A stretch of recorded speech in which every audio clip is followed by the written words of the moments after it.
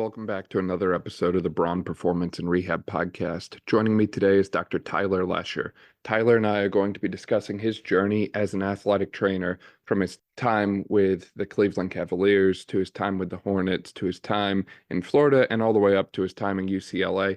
And along the way, we break down a variety of different things Tyler has learned along the way, whether that be the value of communication and networking, all the way up to incorporating isometrics into his rehabs or using soft tissue techniques and so on that way. We talk about a lot of different things. And overall, I feel like this is a really great episode, and I think that you're going to love it. This episode is sponsored by the isometric god, as we call him during the podcast today, Brad Thorpe and ISOFIT. ISOFIT is my go-to for all things isometric strength training and can help you and your athletes win more and hurt less. For more on ISOFIT, you can check the description below. Enjoy. Tyler, welcome to the podcast. I'm super excited to work with you today, man. Thank you so much for being here. Yeah, thanks for having me. I appreciate it. For people who might not know as much about you as I've heard from a guy named Brad Thorpe, I think you might know him, Well, Tyler. Brad. Yeah, What a that's legend. my guy. Yeah, He's man. the isometric god. The isometric god. I think he's going to change his Instagram handle to that now. That's a great idea. But ISO god. for people who might not know about you the same way that I've heard about you from the ISO God, would you mind filling them in a little bit about who you are and all the incredible things you're doing out there at UCLA and in the basketball world, and I mean maybe even the techno EDM world if you want to get into that? The important stuff right there. That's the important stuff. Yeah, my name's Tyler Lesher. I'm the UCLA men's basketball athletic trainer.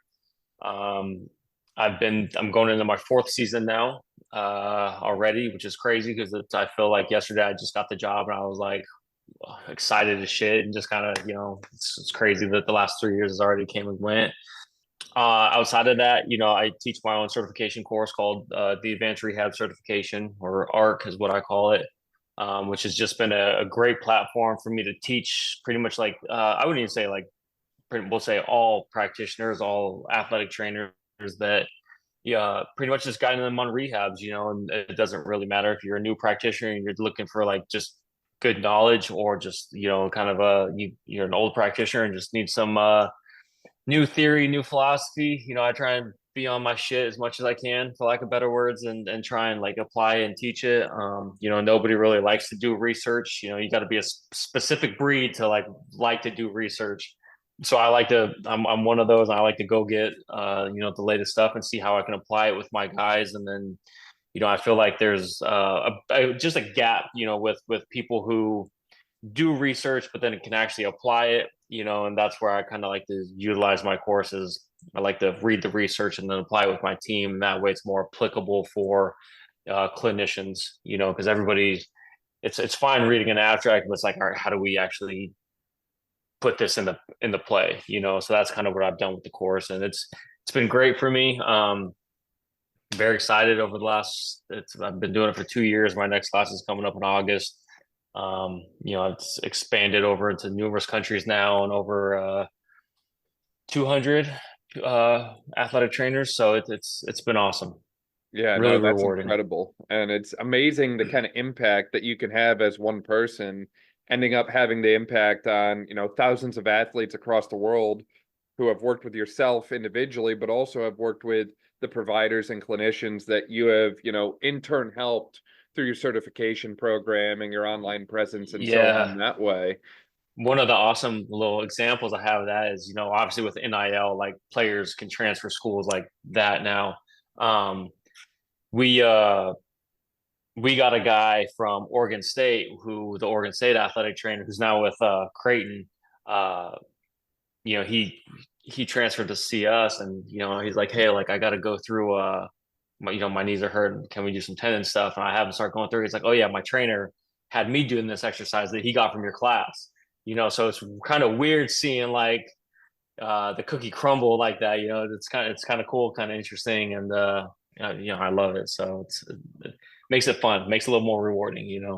Yeah, definitely. I guess I gotta wonder though, Tyler, did you always know this is where you're going to be as you were kind of growing up and kind of getting into career and that sort of thing? Did you always know, I'm going to be the AT at UCLA. I'm going to work in the No, basketball holy space. I'm going to impact thousands of people. Like, was this always like the big dream and goal for you? no, not at all. So I mean, when I'm a small town kid, most people don't know this. I'm from like a small town in Wyoming that was like 50,000 people when I was growing up. Um, People don't leave Wyoming. It's like me and my best friends are like the only people that have actually like left and never went back. Um, the goal was to be a nurse, actually. And so I went to junior college and I was going to be a nurse and I hated it, absolutely hated it. And but as I was going through that, I was also taking sports med classes, and it just kind of worked out to where went into sports medicine. And I've always been a gym rat. I'm a gym junkie. I pretty much live in the gym, whether I'm working out or working one of the guys out, something along those lines. And I was studying a lot for like my nurse clinical stuff in the training room, and it made sense to just kind of get away from nursing and just go full time athletic training.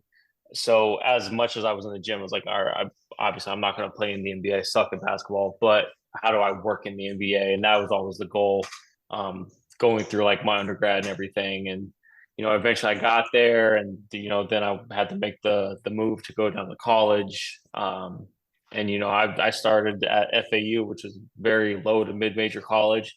And I was only there for a year. The next thing I know, UCLA opened up and started getting calls about it and saying I was on the radar, and bang, it all worked out. And now I got to pinch myself saying like, holy shit, like I'm the trainer at UCLA, so uh, awesome experience. Awesome, just kind of leave me speechless. If I ever left this job, I don't really know where it would have to be. It'd have to be for like an incredible position. So it's awesome here. That's all I can say.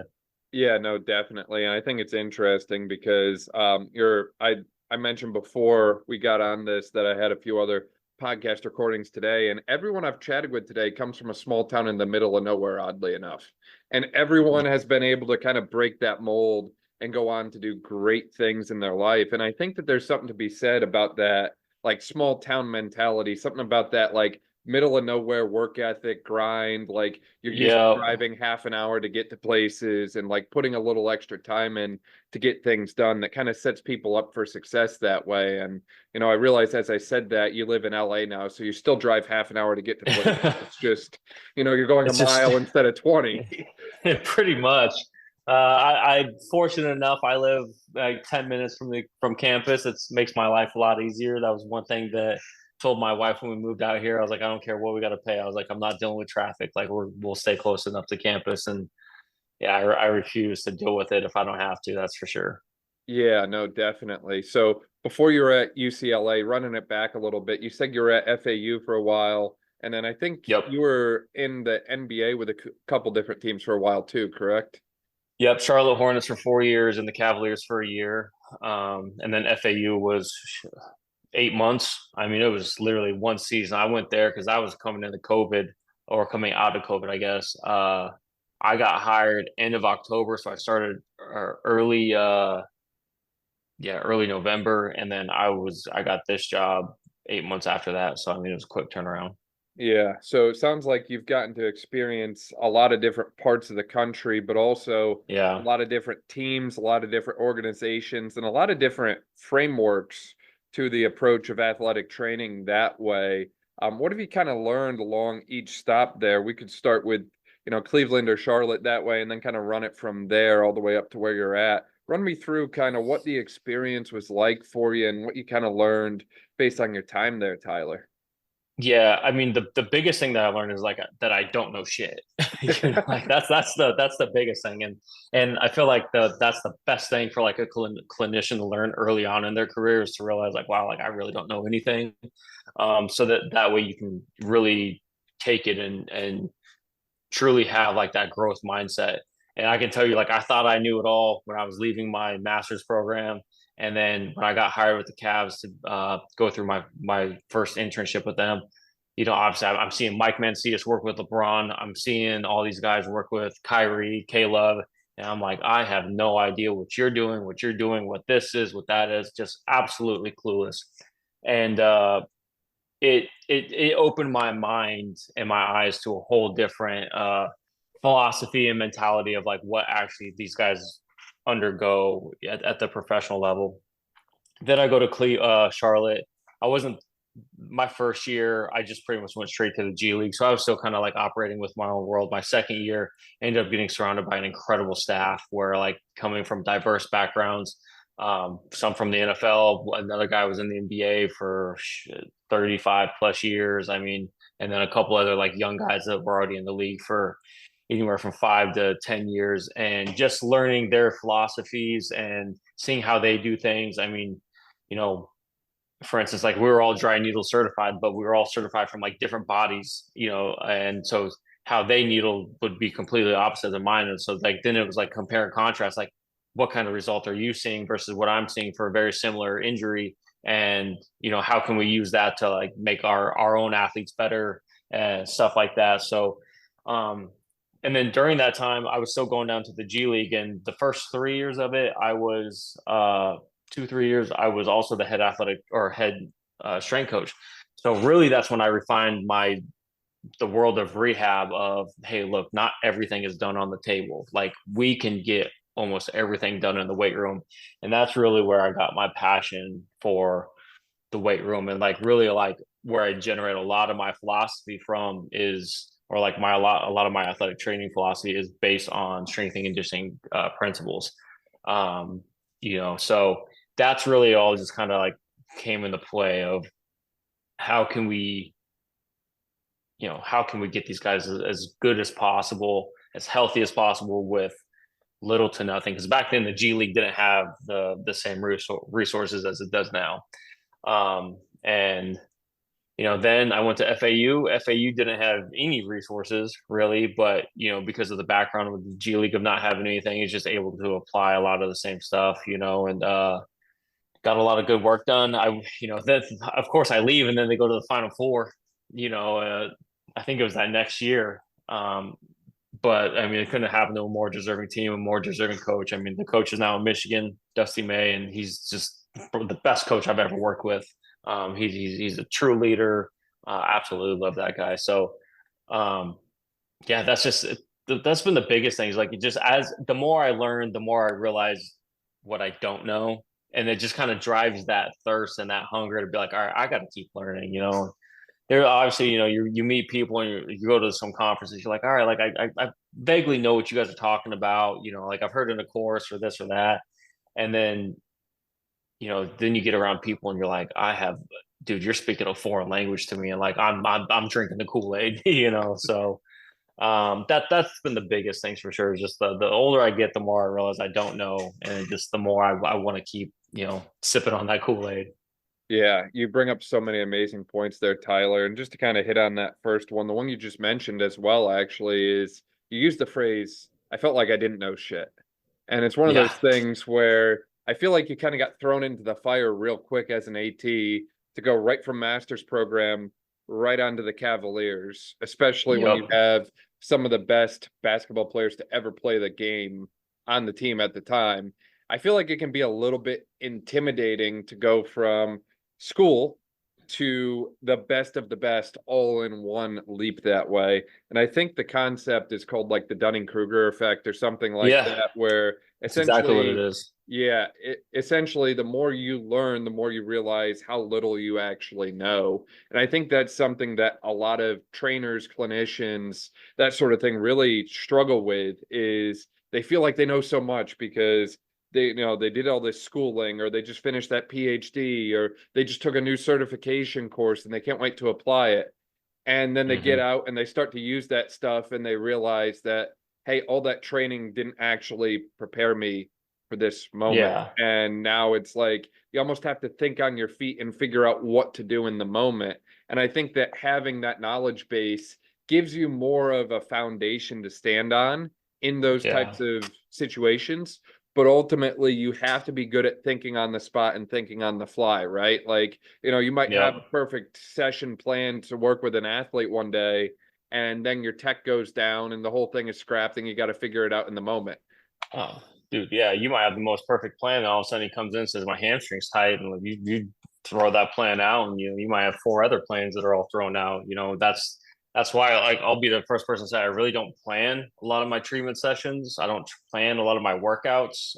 It's all like a vague idea of like knowing what I want to accomplish, and then really the pieces of the puzzle just kind of come together. It's like, hey, like I know this guy's got you know, hip restrictions. And all right, well, if he comes in, he's feeling a little bit better. All right, like, well, maybe we can start loading him if he's feeling like shit. All right, like, let's back himself. Let's do more rotation based stuff. Let's do more body weight. Maybe it's pails and rails. Maybe I mean, who knows what, right? And it just kind of all kind of flows together. And at the end of it, you're just like, all right, like, he just had a lot of good work, and that's really all that matters. As long as he gets better, that's all that matters.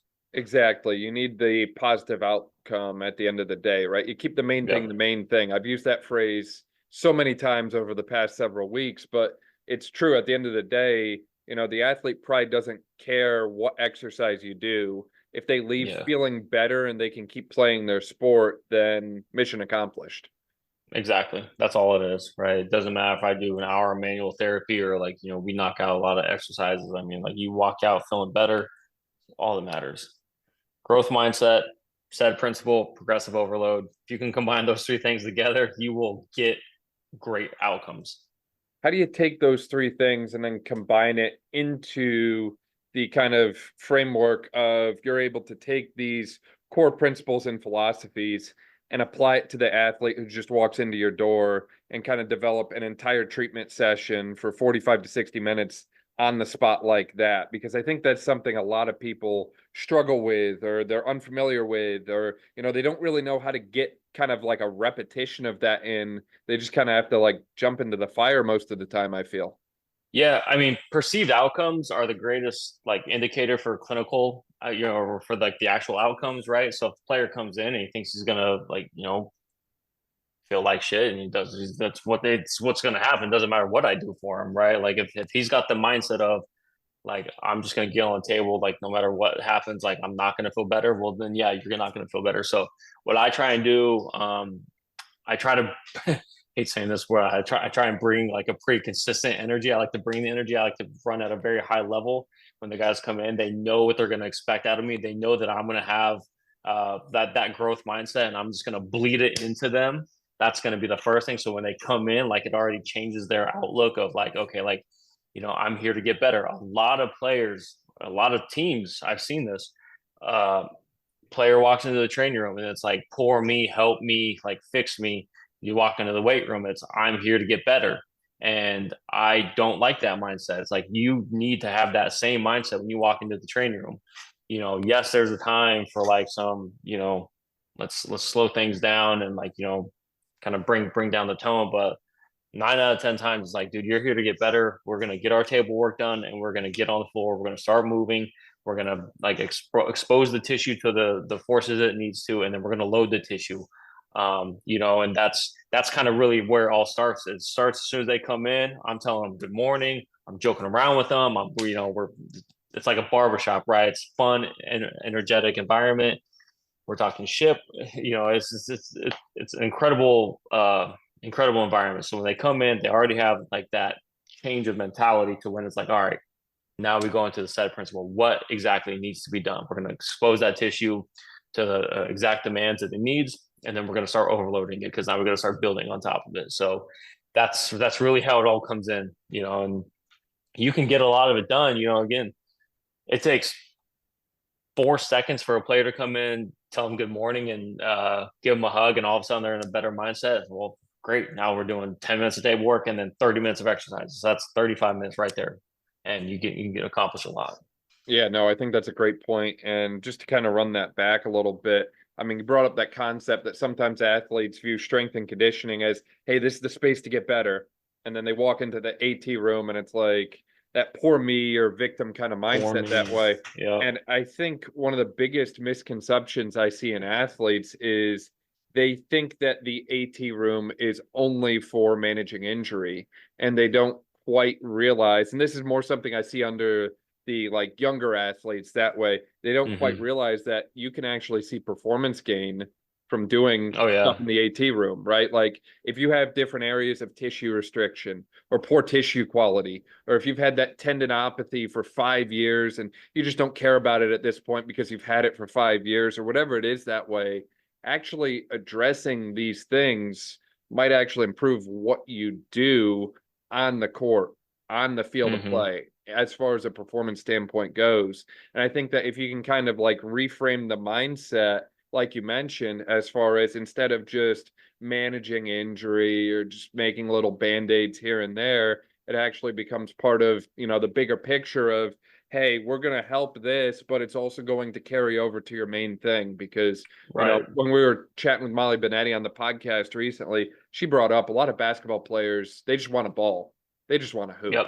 They don't care about That's anything all I care else. about. So if you can further enable that through what you do in the AT room, I feel like you just unlock a whole new level of respect and appreciation from the athletes you work with. And it's all buy-in, because look, let's just call it for what it is. If you can take away someone's pain, they're gonna love you forever, right? And I mean, yes, they want a ball. There's no question about that. But with playing basketball comes a lot of pain, especially at this level. Like it's a very high level contact sport. There are times where it's like, hey, we got to put band-aids on things because you took a hit, you took a shot, and like your bumps and bruises. That's fine, but like you got to understand, like that little fix is 5 minutes. We need 40 minutes of like dedicated exercise progressions that are directed towards spine, hip, whatever to fix that tendinopathy or whatever it might be. We got to work on those ankles, we got to work on the hips, and all of a sudden like the knees just fall in line. So I have pretty good buy-in with my guys. We do have kind of a last year we had a really young team, probably the youngest team in college, to be honest. Now we got kind of that older, uh, some more vets, which makes life really good. They're coming in, getting that work in, and the younger players are seeing it. So like this morning, we probably had 11 guys in there getting treatment, and only 2 of them are injured. So that's a good sign, you know. So that means we got 9 guys that are just purely in there for performance benefits. So that's the environment that I've wanted to create, and it's worked out pretty well. Yeah, no, that's amazing. And going on that a little bit more, it sounds like you've gotten to that point because of the rapport you've built with your athletes that way. You Yeah. actually take the time to check in on them regularly. You stay in touch with them. You value them as a person, and you don't just care Mm-hmm. about the athletic side or, what diagnosis they're coming to see you with. And that's something that I feel like you can't pick up in a textbook or a course, or you can't really teach that. Like you just have to Yeah. care for the people in front of you and then go about performing daily actions to show them that you care about them as a person. And I think that's something that is just so often forgotten about in this world, is that, we get so hyper fixated on what we're doing in the sense that it's related to sport, it's related to athletes. And then we forget, oh yeah, the guys actually have a life outside of Mm-hmm. basketball. Right. Yeah. I mean, they especially now, like with the whole NIL thing, these guys are getting paid. They have, we're dealing with many NBA guys. It's pretty much what they is. It's like they have school, they have all these different obligations they have to do. They have meetings, they have agents, they have all this stuff. And it's like, yeah, like you probably are a little stressed out. How do we manage that? And it's nonstop for them now. I feel like in the past, I mean, coaches were a lot more demanding. They're still demanding, but then now there's an hour hour cap on it. So it all changes and everything. But they they're stressed out. They have lives and they have a bunch of shit going on outside of their lives. And yeah, it's just all about managing everything as best as we can and going with it. Yeah, and it's one of those things that, I feel like the reason it's so easy for you to get respect from them is you've walked the walk, right? You mentioned before, you've Yeah, trained, you've moved across the country how many different times? Like you get what it's 12. like to be in these kind of situations that are stressful to the athlete. You've been there Hmm. yourself, and they're living that on the day to day. So I think having those past experiences on a personal side further enhances your ability to provide for the athlete in front of you. Yeah, definitely. I can't tell you how the majority of my conversations with the guys might revolve around their significant others. It might revolve around what to do with their car, just the things that aren't, sports medicine related, right? It's just, hey, here's how you make a dentist appointment, just very basic things that like these guys they just don't know, and it's not their job to know. It's like, um, their parents send them off to us when they're 17 years old and 17, 18. And it's like I didn't know shit when I was 17, 18. I don't know shit now. And it's, yeah, I got to just keep teaching them and getting them exposed to new things, right? New foods, new cultures, new environments, just new theories, stuff like that. That's it's one of the best things. It's what creates a lot of that buy-in. And it's funny, like with like my guy Jaime with the Heat. It's like that's kind of what got us going. And with when I started working with him, we'd be doing treatments, but the whole time it's like, dude, we're talking about conspiracy theories till like 3 a.m. But it just kind of creates that bond and like opens up your mind to like new theories, new thoughts, new perceptions, all sorts of stuff like that. And it creates such an awesome bond and environment for you and the athlete. And yeah, I love it. Wouldn't trade it for anything. Before we get to the next point that I really want to bring up, I want to hit that conspiracy theory thing real quick. What's your like biggest conspiracy theory, Tyler? I can't say it because like I'll get fired, I'm sure.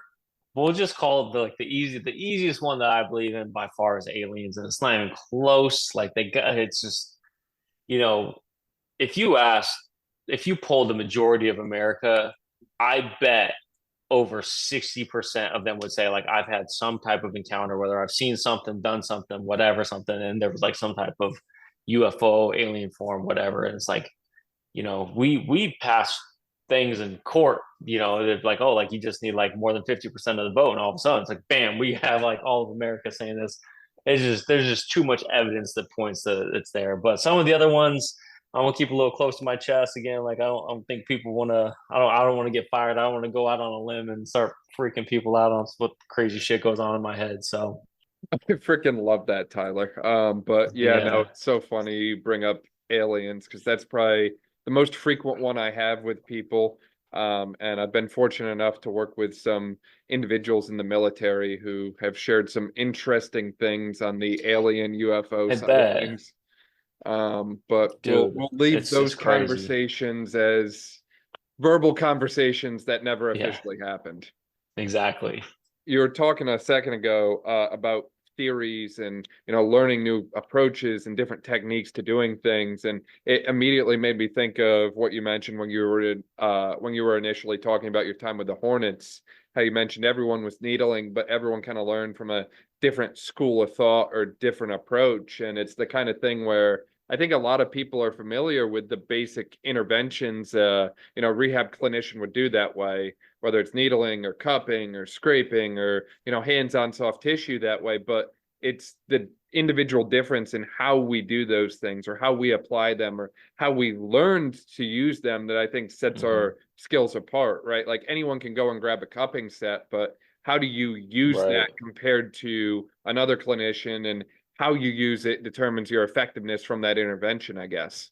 Yeah, I mean, there's a million ways to skin a cat, if not more. And I'm not going to sit here and say one way is better than another way, right? Whatever drives patient outcomes is all that matters. Um, like you said, you can get on Amazon and buy a cupping set for $30 and probably get just as much of a response as I would with my super fancy curved cup set that, I have players, I throw it all on their body and they're doing walking, moving, loaded RDLs, all sorts of stuff, right? And it's probably like, hey, like we're probably getting what, maybe a 2% difference of blood flow or movement pattern, whatever it is, right? Um, but just the reality of it is as long as you as a clinician have a roadmap in your head of like how to treat, like for me, it's like I might do 3 days of like pretty intensive, like, fascial work where it's like, hey, it might just be like manual therapy. The next day might be scraping. The next day might be needling. And that fourth day, it's like, look, like we've done a lot of compression work. Now it's time to cup, where we really want to like open up that tissue, create more blood flow. It really doesn't really matter what you guys do, right? It's what works for you and your athletes, as long as you have some type of baseline measure that you can compare everything back to objectively. That's the biggest thing, honestly. We live in the world of sports science now, and that's obviously taken everything over. So as long as you have your own numbers to back up your own philosophy, that's the biggest thing, I would feel like. Um, and yeah, you just kind of take it and run it from there. But that's really what it comes down to. It doesn't matter what the tools are, as long as you're accomplishing what you need to. At the end of the day, I think that we can pretty much all agree, like all we're doing is bringing new healthy blood to that area, to whatever area it is. But if you can do that effectively, you're gonna get positive outcomes. Yeah, exactly. And having, uh, like you alluded to, a framework for how you do things and how you approach things, because I think a lot of times clinicians, and I certainly did this when I was fresh out of school, right? Like you grab that cupping set and you just slap them everywhere because that's Right. what you were told to do. You grab the scraping tools and it's like, all right, you just dig in until it hurts and you go as long as they Right. can withstand it and hope for the best. And you And won. then over time, I feel like you kind of like refine your approach, and it's like, hey, maybe I don't need as much, or maybe I don't need to push as hard, or maybe I try this, Hmm. maybe I try that. And it's this never-ending cycle of, you self-experiment on yourself or you experiment on your patients or athletes that way a little bit. You get feedback and then you change what you do next time, and then you change what you do. And as you refine it, you Yep. kind of eventually figure out like, hey, this seems to work really well for people. This really doesn't work for people. And ultimately, while that 2% difference that you mentioned earlier might not seem like that much, if you're working with an athlete of a high enough caliber, that 2% That difference 2% might be matters. actually enough to mean the difference Yep. between winning and losing. So, you really do eventually have to sweat the small stuff, not with every person that you work with that way. And you can still get improvement while leaving 2% on the table. But again, if you're Hmm. looking for becoming the best of the best and working with the top athletes, period, then those things do matter at the end of the day. Yeah, most definitely, man. Like 1%. That's what everybody's trying to get. They're all trying to get 1%. I was like, all right, well, be ready to work. That's what I tell my guys all the time. Just be ready to work, because trust me, someone else is doing it. So you might as well be doing it too.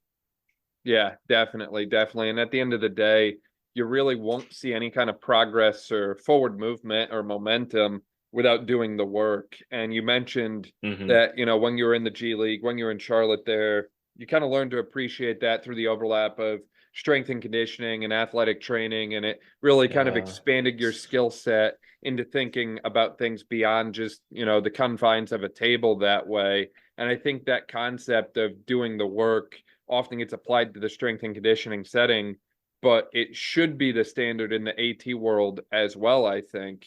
I think that, Yeah. it's really hard to see progress in any kind of rehab without doing some kind of exercise or something to challenge the system. Yeah. One of the biggest things that I learned during that time, I mean, like we're all taught like the very basic level of like therapeutic exercise and interventions or whatever, but one of the biggest things I learned is how important it is to load the tissue as soon as it can tolerate. And it doesn't matter like what type of load it is, really, just find a way to load it. And I'm gonna get on my guy Brad. Like this is where I fell in love with isometrics, because they're so safe and effective that it's like you can just expose the tissue to a stimulus, right? And you can get a great response from it. And I had guys that were like hurt, and it's like, oh, we're that day, guess what? We're doing isometrics. And then obviously as they progress, it's like, all right, we can add, doesn't really what it is, right? Maybe we just change the stability requirements. Maybe we're starting to add unstable load, like a water bag. Maybe it's an offset load, like a kettlebell. You can get a lot of different results by just changing those little things. But that was one of the things I learned super early in the G League days, was how important it is to load the tissue early and often with something to where like they're going to create the adaptation and get over that like strength hurdle that they probably needed to then make themselves, we'll call it just more bulletproof. But yeah, that was like one thing that I was incredible for me early on. Yeah, no, and I think that's such a great point. And to add to that, I mean, I see a difference as well in my ACL rehab outcomes depending on the surgeon that sends them to Oh, me. There's some surgeons that are literally asking us not to do PT for 3 or 4 weeks after surgery. And it's like if you have someone sit at home for 3 or 4 weeks not doing anything after a major surgery, in my opinion, they yeah. lose so much. And I think that And becomes, they got the muscle inhibition on top of it. It's just like you're yeah, not just losing like the movement, you're losing the quad tissue, you're losing the motor function, and at the end of the day, if you don't use it, you lose it. That's like the most basic principle of physiology, right? You don't use it, you lose it. And it's like, let's just immobilize somebody for 3 weeks, 4 weeks, and what's going to happen? Let's yeah. just put the two basic concepts with that, like what's going to happen. So you just setting the athlete up for failure, in my opinion. Or my other favorite was I had someone today, ankle injury, 4 weeks in a boot, and then was told that they're clear. And day after they Yeah. got out of the boot, they went back and played a full game of the sport that they were playing at the time. And it didn't go well for some reason. So it's this concept Yeah. of a lot of times we're trying to go 0 to 100 or we're staying at zero. And you're right, we need to be Mm-hmm. loading regularly. We need to be putting stimulus through the tissues that way and understanding what tissues need what kind of stimulus and how to dose it Mm-hmm. accordingly and almost reframe the way we think about exercise and think about it more like medicine in the sense that like doctors prescribe medications and they dose it. You're going to do this amount once a day, twice a day, whatever it is, that way, and they know it's going to have some kind of an effect. There's a established therapeutic window. And the more we think about Mm-hmm. exercise that way, where it's like, hey, we can do this amount and we get at least minimum effective dose, but we can go all the way up to here, still get results, still get benefit before we, start to experience any kind of Yep. side effects or detriment that way. The more we can kind of reframe our mindset around that, the better our outcomes are from an exercise standpoint with the athletes, I feel. Even when you just brought up the example of like walking in a boot, the ability to walk in a shoe where you're not limiting ankle movement, the difference of gravity load that's going through the tissue. I I don't refuse to put my guys in a boot, but it's gonna take a lot of that foot better be out of whack to the max because like I mean I I like to expose their you still expose them to gravity, right? You still want the bones to move. And I would contest that like even a small injury like an ankle, right? There's still some type of like arthrogenic muscle inhibition going on, right? It's not just limited to the quad. When an injury occurs, just for whatever reason in ACL, we see it more so with the quad. But I would have contested it probably happens in every tissue to a certain extent. So if you do that and then you put them in a boot for 4 weeks where they're completely unloaded, that muscle's weakening, your motor patterns are weakening, they're pretty much turning off. And then all of a sudden you're taking them out and be like, all right, you're good. Nothing about it is good. Like everything about it is bad, actually. So yeah, it's just you got to expose them to the forces that are needed, and then as they're coming through the rehab process, you obviously have to give them more exposure to like beyond what they're going to see on the court on the field of play. Like that's what it comes down to.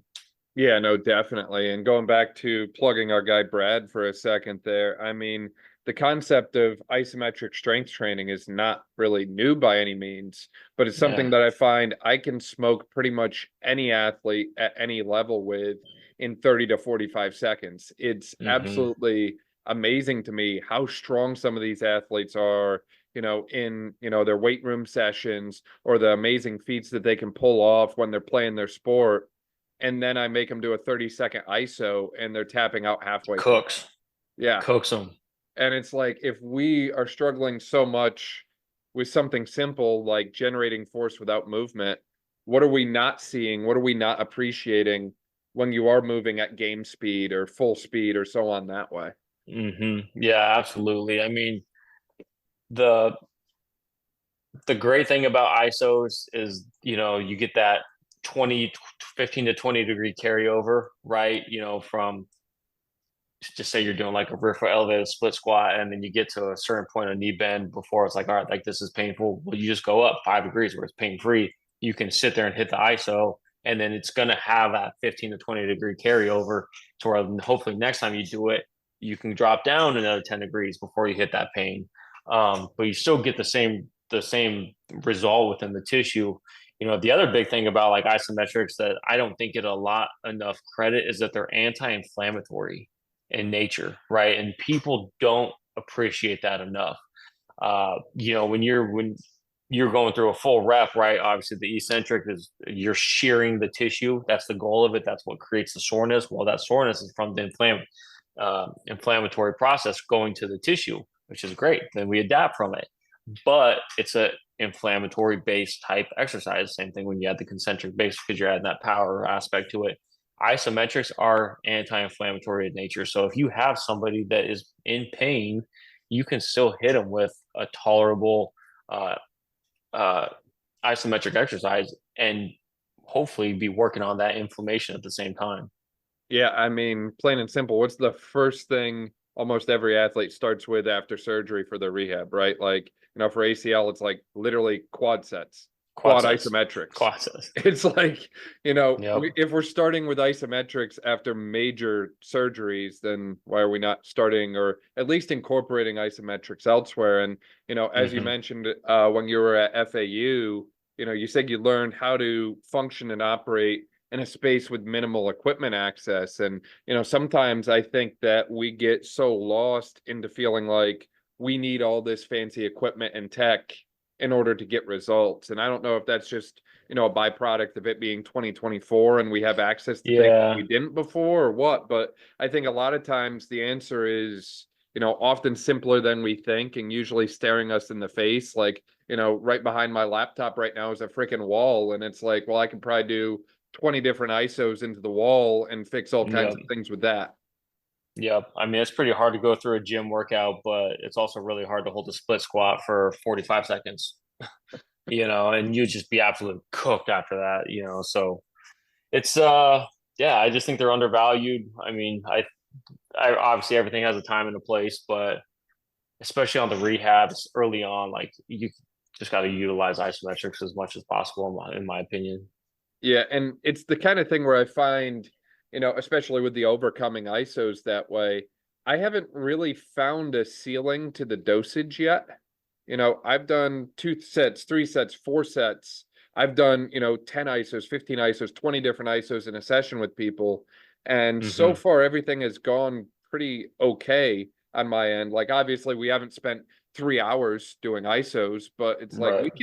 we can do 45 minutes of ISO loading and people are still generally okay. Refreshed. Yeah, Yeah. they feel refreshed, and I think isometrics might be one of the like uh should be highly utilized like after practice, especially if you have like one of those like crazy 3 hour like practices that just crushes you. I mean, do isometrics right then and there because you're not going to do any more damage to the tissue. It's going to be great. You're still getting load. You're still going to get a stimulus response to it. Um, and it's safe. I think that's the other big thing about like isometrics is it's completely safe because you're the person doing the pushing, right? Like you're the person that's holding, like you just inherently aren't going to like put yourself in a bad position if you're in pain. But like you just say you're a general pain-free athlete and you went through a 3 hour practice, like your body's completely safe doing a glute bridge ISO or like a whatever it might be. It's 100% safe. So that's the other like big underrated form with it. You know what we need to do, Tyler? We need to connect Brad Thorpe with Danny Foley. I want fascia Yeah, isometrics next. dude, Danny's the man. So Danny's speaking in my next class. He's my guest speaker for the ARC in August, and you want to talk about a wealth of knowledge. That guy, it's unreal. Like I could listen to him talk when there's a couple people, probably two or three, if I hear their name on a podcast, like the world stops. Like, when they talk, I stop and listen, and Danny's one of them. walk me through, you mentioned this next cohort of ARC coming up that way. Walk me Hmm. through the certification and why you developed it in the first place and what's evolved for it over the past several years. Yeah, why I why I developed it was really I had uh, a box of DMs of athletic trainers reaching out, like asking why I'm doing a certain exercise. Is there, like, just asking like the progressions, the regressions from it. And it just was like one of those things where I just saw a need for it. I'll be 100% honest. I saw Coach Ramsey with Kansas and his APC uh, certification and just absolutely taken off. But then I was like, all right, like, there might be something there, and kind of waited like 2 years, and just the more DMs kind of flooded in, and I was getting on more calls with people just asking me just general rehab questions. And it just kind of came to me. It was like, it's rehab, but it really isn't taught to athletic trainers. Like everybody always says, you're going to learn this at your clinical site, but the whole time you're on your clinical site, you're running your ass off, filling up water bottles, doing this and that. It's like, you don't actually learn rehab in the process of it. Now, I'm not saying that's everybody, but like that's a lot of the people. So then it just became something to where I was like, all right, I need to develop um, a new, I don't want to say like I developed a new rehab model, but I developed like I put everything that I think about into a roadmap, so to speak. So that's really what ARC is all about. Is uh, the first 2 days is a lot of theory and like support of what I present, and then the next 2 days is really kind of like a joint by joint analysis of like, all right, injury happens here.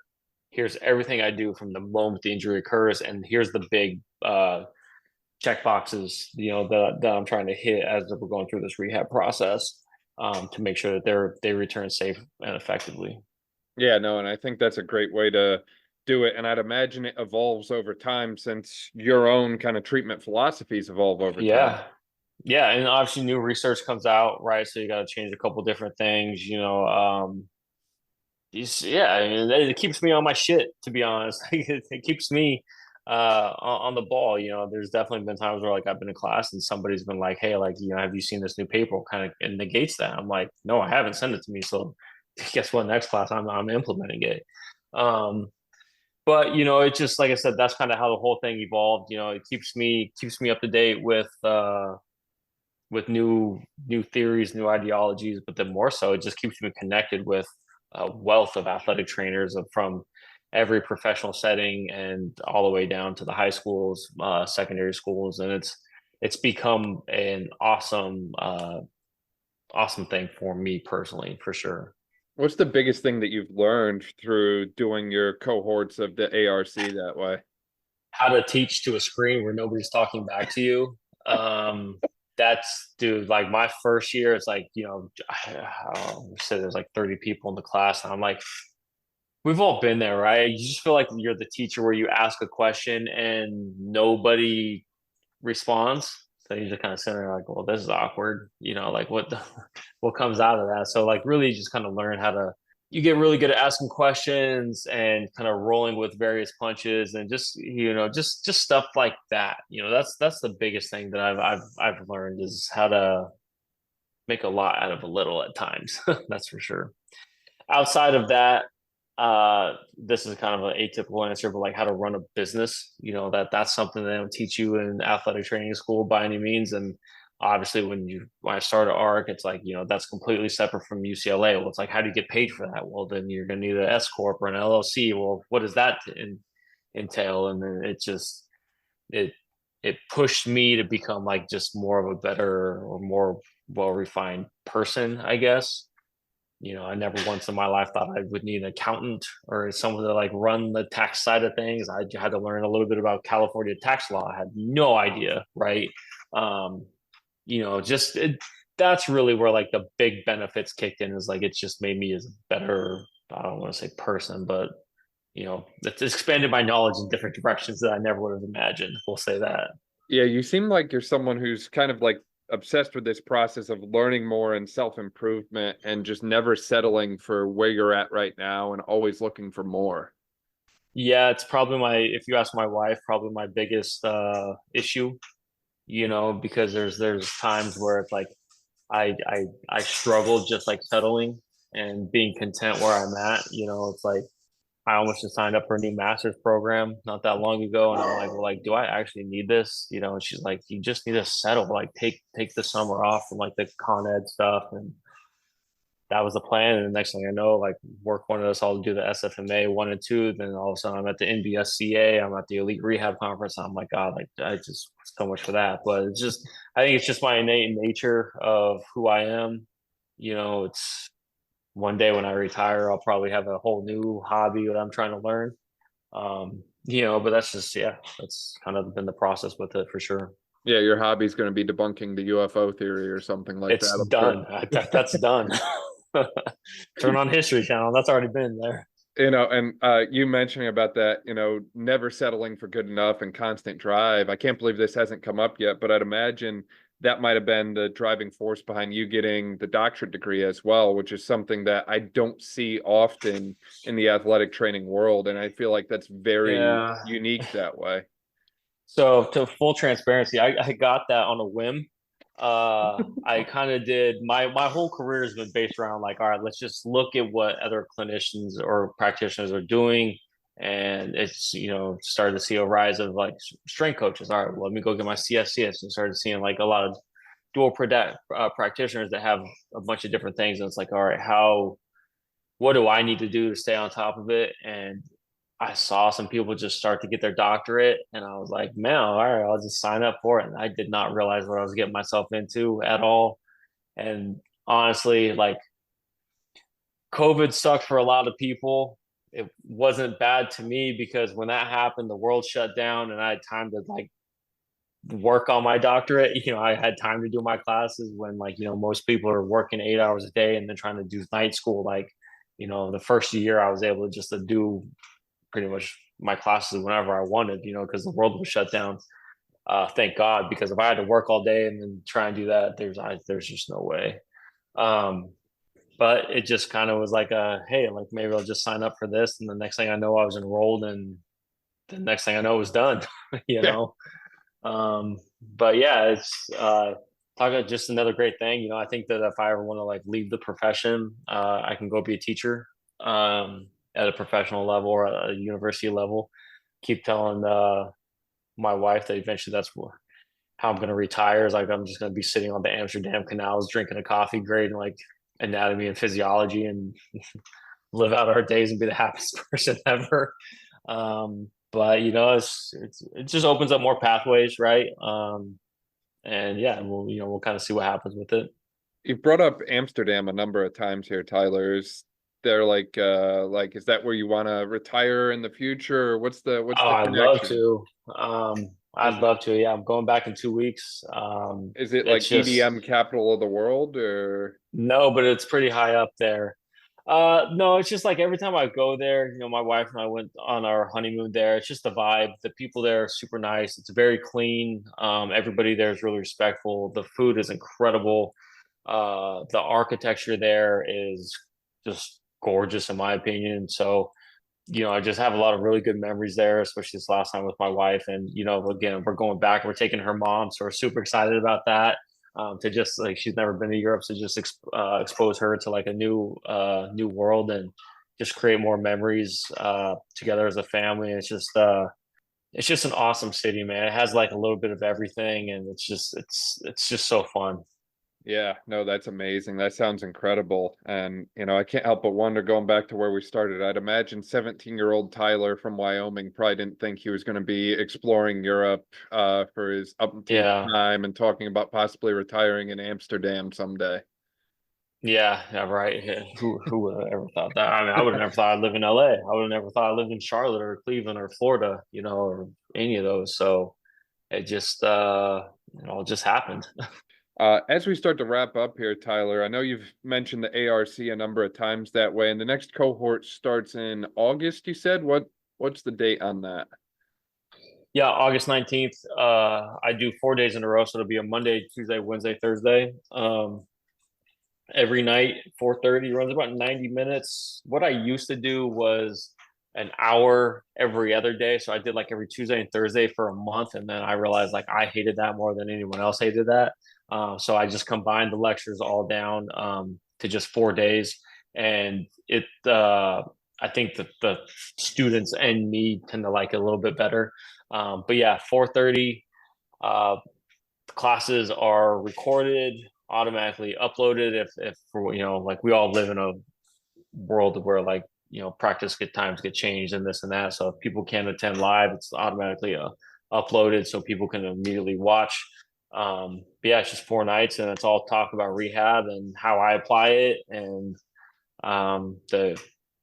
that's really what it is. It's awesome.